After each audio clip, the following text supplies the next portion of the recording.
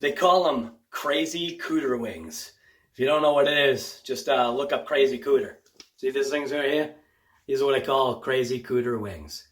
So anyway, today on this episode of What's Up Guy Garage, not RC Guy Garage, we're in a bathroom. You could probably hear an echo. And the reason for that is, got a little bit of an issue with my tub. I have been in the construction industry for over 20 years. Granted, it's not a super long time, but I have seen a lot of things because of the type of work that I have done.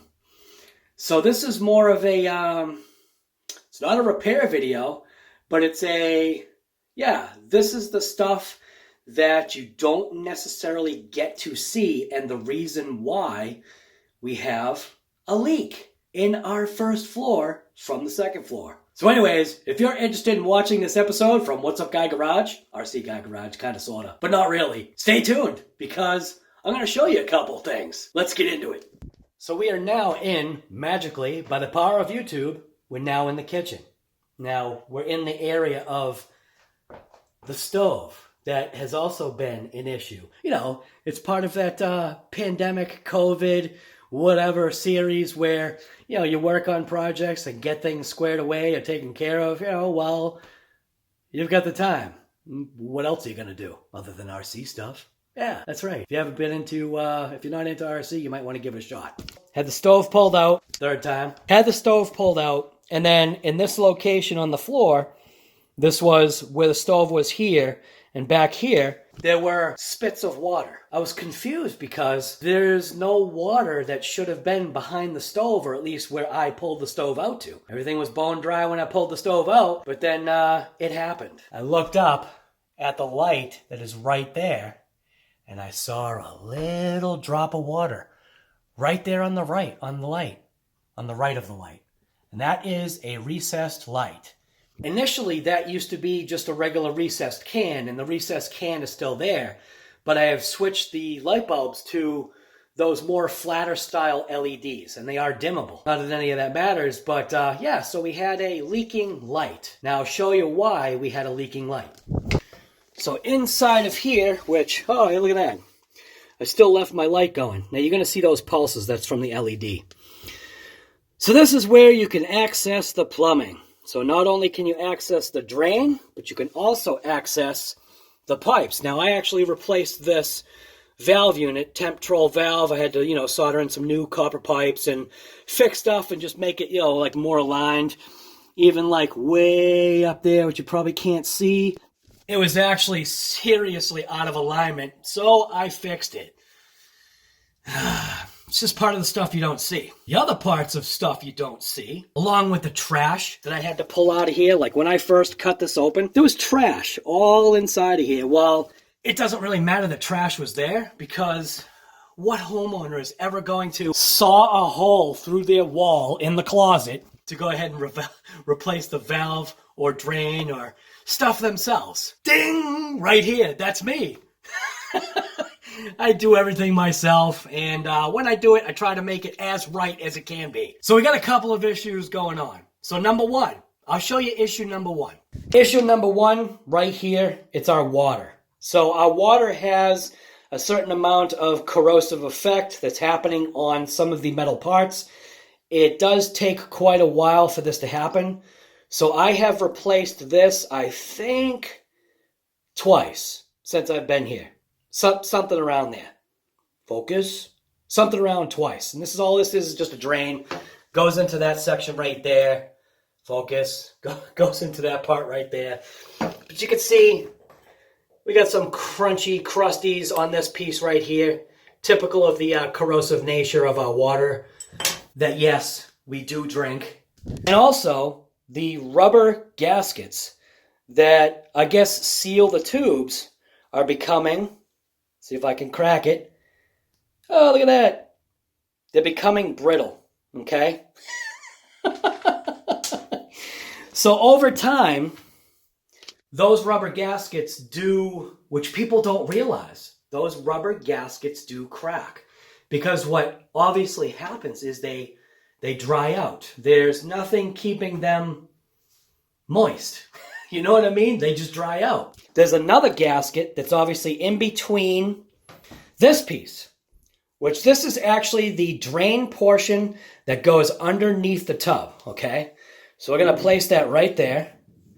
Then what happens is this gasket goes on top of that, and then you would take, not necessarily on this side, but you would take plumber's putty, this stuff right here, and you would roll it out and create like a bead, place that bead around this ring, and then tighten this into place, which then squeezes the plumber's putty around this area and down into the cracks or gaps that would be in the actual tub.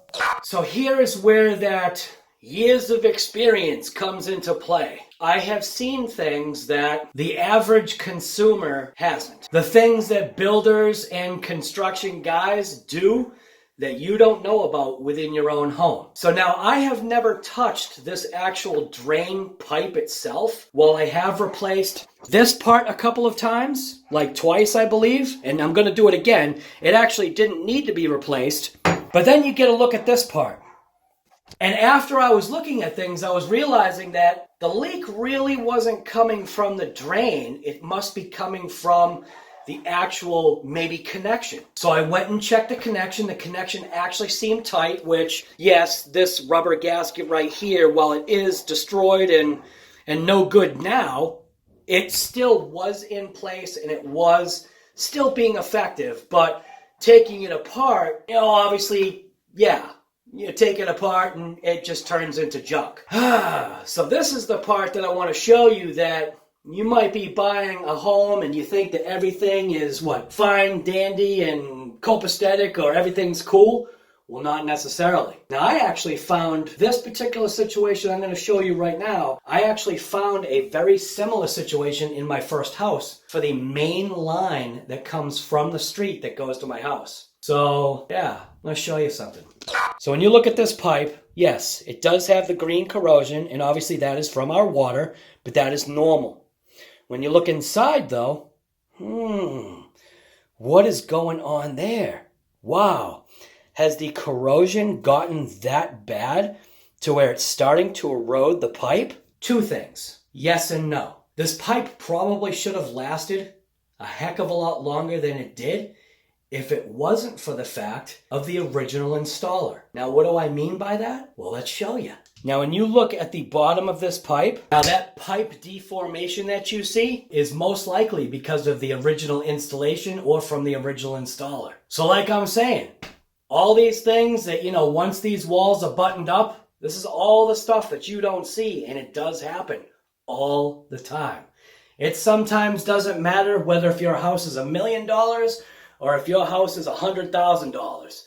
It really doesn't matter, because so many people have their hands on your house, on your car, on your anything, that you have no idea once something is buttoned up how long things are going to last, or whether if you're living in a ticking time bomb. You just don't know. So I just kind of wanted to show you that. But I also want to show you something else. So back inside of this hole, right? So you see how close that light is to the actual drain? It is totally 100% normal to mildly notch out, say, a joist, a floor joist, or something like that. In my opinion, I think that if a joist is knocked out or notched out, notched out, whatever. In my opinion, if it was my house, I'd be sistering a joist to it. Maybe not the full size, maybe not the full width, but I'd be doing something to shore up, technically, the piece that's cut out. But that's only in a perfect world situation, if I was building my own house. And in reality, it probably doesn't make a difference, but what it does is it makes a difference in here, and that's where it counts. So, yeah. Just wanted to bring that out. I just wanted to show you that sometimes you do have to go ahead and cut a hole in the side of your closet, remove those couple of shelves, get in there and maybe do some repairs. Don't be afraid. It can be done. I don't know. Like I said, it is what it is. So I guess we're off to Home Depot to finish this repair. As far as that stove goes, The other part finally came today. So if you followed along at all with that stove repair, you'll see that I replaced one part. Wasn't the part I thought it was. Ordered that part, it came in. They gave me the wrong side. It's like 50 something screws to get to this thing each time, and that's on and off, and I've already been there 3 times. If you like episodes like this from What's Up Guy Garage or RC Guy Garage, like I always say, you know what to do, so just do it.